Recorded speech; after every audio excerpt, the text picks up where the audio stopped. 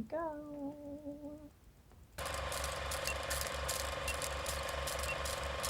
Hi. Hi, hello, hi. I would like to start this video off by saying I didn't forget. I haven't been putting it off. I haven't been procrastinating. I've just been incredibly busy. Shout out to my friends who have been doing exactly what I asked and have been holding me accountable, but also leave me alone. But again, thank you. I appreciate it, but also leave me alone. I love you, I hate you, I love you, but go away, but do that. So this doesn't work. This isn't on. It's not plugged into anything. I don't have any of the cords right now. But once I have the cords and the plugs, baby, watch out, because I will be a podcast disaster. I will be a podcast menace. Mark my words on that. Anyway, so this is the first episode of African American, the Archives. So initially, I actually wanted the first episode to be focused on me. It's all about me. It's all about me. It's all about me. It's all about me. But I'm still waiting on my mother to send me pictures from the family albums and stuff. So instead, I thought it might be better for the first video to be about Liberia and like its history and things. If you see me looking away, it's because I am, in fact, reading notes, because it is a lot of information and I want to do my best to not get it wrong. I will still probably get some things wrong. Just this is the nature of my being. But yeah, so let's start. So first things first, where in the world is Carmen Sandiego, aka Liberia? I would love to tell you. Thank you so much for asking. Before I show you on the map, though, I do want to bring up a little point. For those of you who don't know or haven't seen it in a while or just have never seen it, it's in the first Back to the Future where they're getting the DeLorean ready, and Marty is filming Doc giving this speech about him going to the future, and they are met upon by a group of terrorists, and Doc very famously yells out, "The Libyans!" So, Libyans are from Libya. Liberians are from Liberia. Libya, Liberia, Libya, Liberia. They're not the same. Okay, they're not dupes. They're not the same country. It's literally happened more than once where I have told someone that my family is from Liberia and their immediate response was, "Oh, like in Back to the Future?" No, not like in Back to the Future. That's a different country. It's not the same.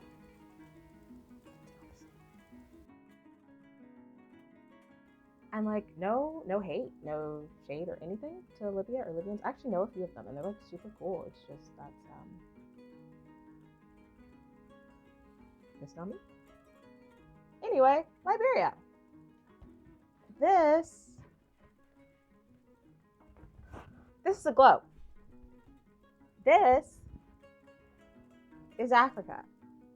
And this right here on the coast, right shot, ding dong, that is Liberia. Oh my God! Wow! Oh my God! I'm also wearing a necklace. This is the shape of Liberia. That's probably a better way to see it. So there are over 20 indigenous languages spoken in Liberia, and it was actually the first African republic to declare their independence. It's also the first and oldest modern republic on the entire continent itself. In addition to the 20 indigenous languages, there are 16 ethnic groups. These are all of the tribes in Liberia. This is actually one of my favorite things that I own at all. My dad actually has one in his house in Liberia, and when I was home, I saw it and I was like, I need one, and so he sent me one. And like I said, it's probably my favorite piece of anything that I own. The tribes that pertain to my family are going to be Grebo and Bassa. So I don't know if you can see it. This one, and where is it? And this one up here. I'll go more into depth on the tribes in a different video just because there's so much information. But yeah, like I said, this is my favorite piece of probably anything that I own, and it legitimately means a lot to me to have it. So thanks, Dad.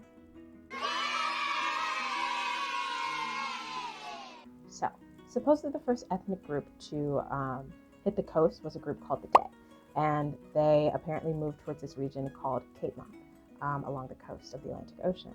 And so what they used to do was they used to take the actual salt water from the ocean and boil all of the water down until there was only the salt remaining at the bottom. And then they would take that salt and sell it in the interior of Africa all the way to Mali. And in order to protect their assets from possible competitors, they actually ended up creating a town called Bobalou, which worked as a halfway point between where they would sell their products and their actual homes. That way they could go between without people finding out exactly where it was that they were getting all this salt from. In addition to all of this salt trading that is going on, at that time the Europeans started coming to the coast because they were looking for this very specific spice called the melagueta. Why is it spicy? And at the time it only grew in 2 very specific regions. And they actually ended up nicknaming that coast the Pepper Coast because they were going there specifically to buy pepper. The melagueta was so popular amongst Europeans that they actually started sending ships over purely with the purpose of bringing back just as much melagueta as possible. And so what's happening is the melagueta would be grown in these very specific regions. It was then shipped off to Mali, and from Mali it was sold throughout Europe to like France and Italy and all those kind of countries. Unfortunately, it was around this time that Black people also started getting put onto these ships, and that can all be traced back to a Portuguese sailor named Pedro de Sintra, and he is now the reason I have beef with all Portuguese men. So the story goes that one of Pedro's ships landed in this area named Marshall, and that 3 of the local men trying to figure out what was going on ended up climbing aboard the ship only for them to be attacked. 2 of the men were able to escape, but unfortunately 1 was captured and taken. The thing that's so crazy about it is that this area where they kept docking has 2 currents in the ocean simultaneously, and so they were having no problem getting up close and docking there. But the problem was every time they tried to leave, because they didn't know how to navigate both currents at the same time, they would end up crashing into the nearby rocks. And it was the natives and the people in this area who literally taught them how to steer and navigate in the correct way to get out. They literally helped them because they wanted to engage and trade with the Europeans, and they didn't want them to die on the coast of their country. And in return, the Europeans literally slaughtered them and sold them in the name of greed and money and colonization and imperialism. Say hell where your natural soul burns. Hell where you pay for your sins. Hell keep your children from wrongdoing, 'cause you know done well that they'll go to hell. They'll go to hell. I say hell. On that very sad note, we are going to jump ahead to the 1820s. And there's this group called the American Colonization Society, which was initially named the Society for the Colonization of Free People of Color of America. That is so many words. Be quiet, Tiffany. Be quiet. That's what is wrong with you. Stop it! So their whole shtick was advocating for the idea of free blacks and emancipated slaves to return back to Africa. And the gag of the situation is a lot of Southern slave owners actually agreed with the idea, but not because they wanted to right any wrongs or because they actually genuinely thought, oh, these people should be free. But they did it more so for the sake of, if we free and get rid of all of these black people who think that they deserve equal rights and we send them back to Africa, therefore there's less black people here for the still enslaved folks to see, and therefore they won't get as many ideas, and therefore they also won't want freedom. And also this way, if we get all of the free black people to go, they won't help the still enslaved escape. So they weren't in favor of it because they genuinely thought it was a good idea. They were in favor of it because they were like, oh, this is a chance to protect the people that we are still considering our property. Racism is crazy. I have had it, and I'm so. You know what I've had? It. On the opposite end of the spectrum, a lot of African Americans and folks involved in the abolitionist movement were completely against the idea. And in fact, Reverend Jermaine Wesley Reverend Jermaine Wesley Lugan, who is a famed African American abolitionist, activist, and even an author, he spoke for the colored citizens of Syracuse, and he said, "We recognize in it the most intense hatred of the colored race, clad in the garb of pretended philanthropy, and we regard the revival of colonization societies as manifestations of a passion fit only for demons to indulge in." Frederick Douglass also openly condemned the idea, saying, "Shame upon the guilty wretches that dare propose in all that countenance such a proposition.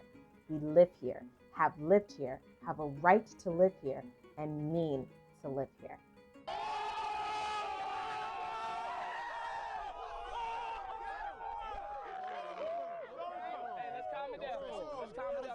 President Abraham Lincoln himself, who actually initially supported the idea of this colonization, actually ended up abandoning it after speaking to Frederick Douglass. And on April 11, 1865, he made an impromptu speech from the window of the White House.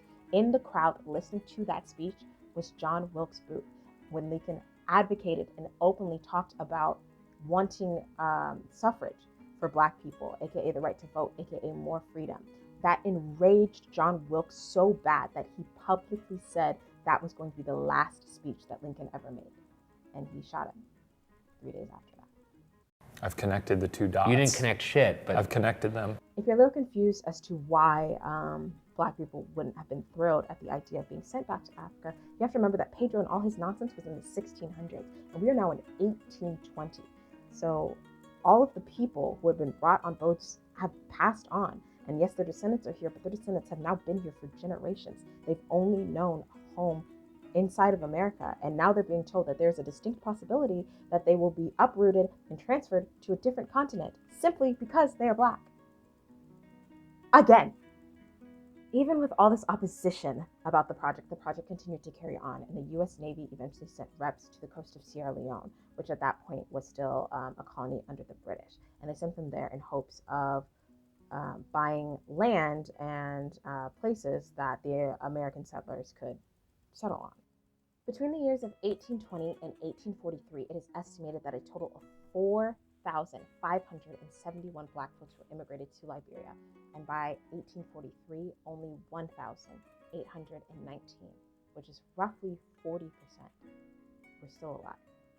Also, contrary to the belief that was being openly spread, a lot of the people going were not going of their own free will. They were literally being moved and forced out of their houses and then being put on ships and sent over.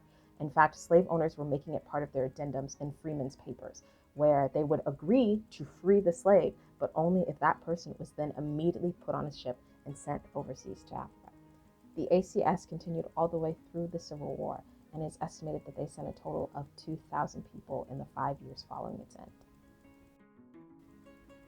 Now, you have all of these Black Americans and all of these indigenous Africans all in one place. Well, guess what? There's problems.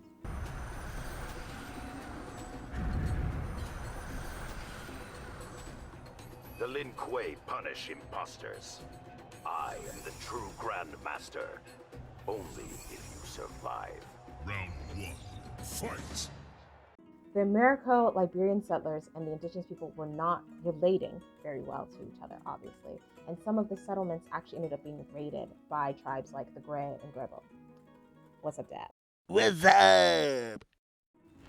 Unfortunately, a lot of the settlers carried the nonsensical ideas of their predecessors in that they were better and smarter and more deserving than the native Africans, and therefore because of that they should own more land and carry more political power.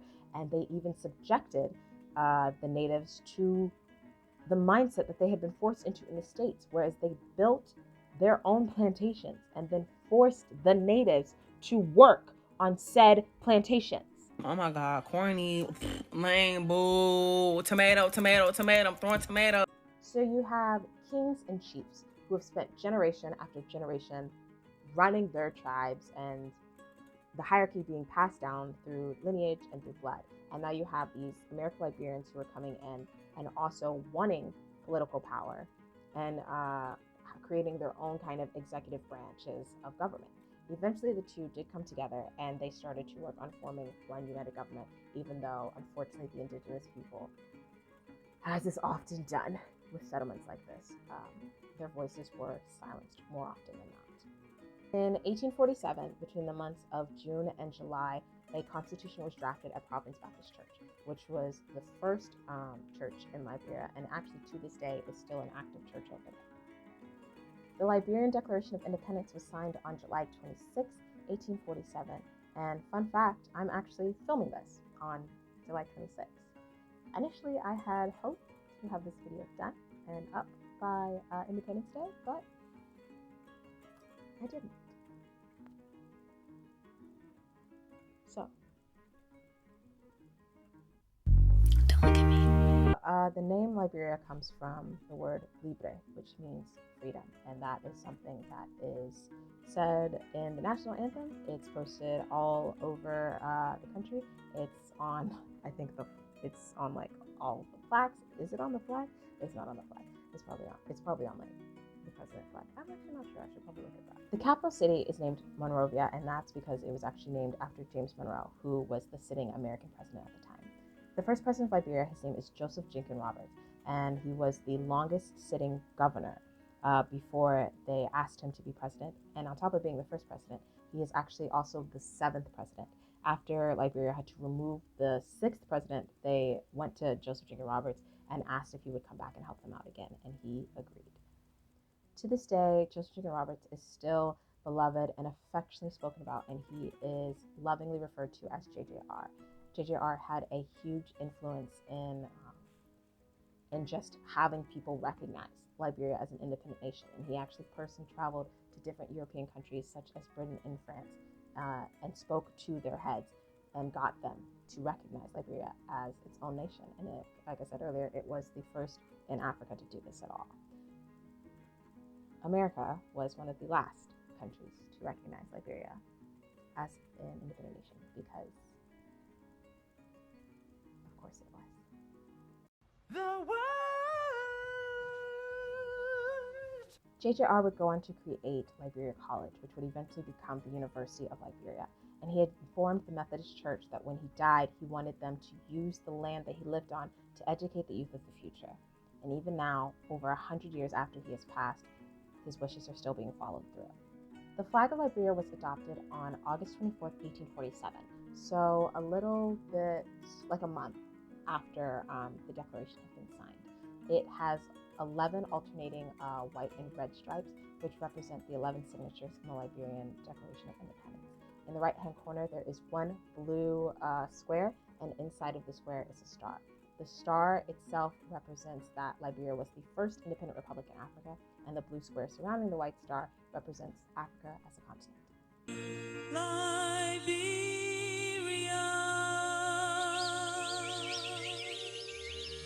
sweet land of liberty, we prophesy to you, you will rise, you will shine, you will prosper in Africa. Yeah, the world. That's not the national anthem. I just really like that song. This is the anthem.